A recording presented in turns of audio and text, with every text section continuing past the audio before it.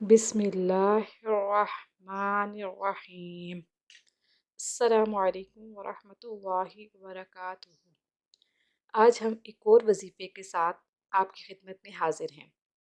شعبان المعظم کی عبادت۔ حضور اکرم صلی اللہ علیہ وسلم کا ارشاد ہے کہ ماہ شعبان المعظم بہت ہی برگزیدہ مہینہ ہے اور اس ماہ مبارک کی عبادت کا اللہ تعالیٰ بے حد ثواب عطا فرماتا ہے۔ نفل: ماہ شعبان کی پہلی شب بعد نماز عشاء 12 رکعت نماز 6 سلام سے پڑھیں۔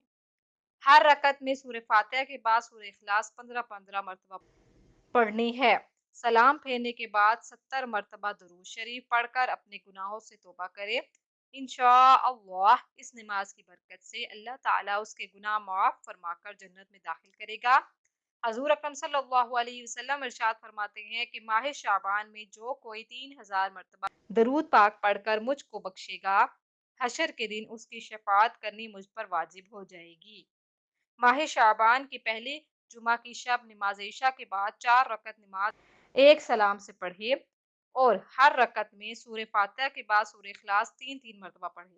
اس نماز کی بہت فضیلت ہے اور اللہ تعالیٰ کی طرف سے اسے عمرے کا ثواب عطا ہوگا۔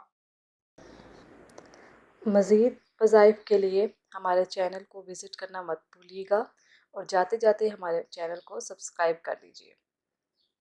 اللہ پاک ہم سب کو ان وظائف پر عمل کرنے کی توفیق عطا فرمائے۔ ہمیں اپنی دعاؤں میں یاد رکھیے گا۔ اللہ حافظ۔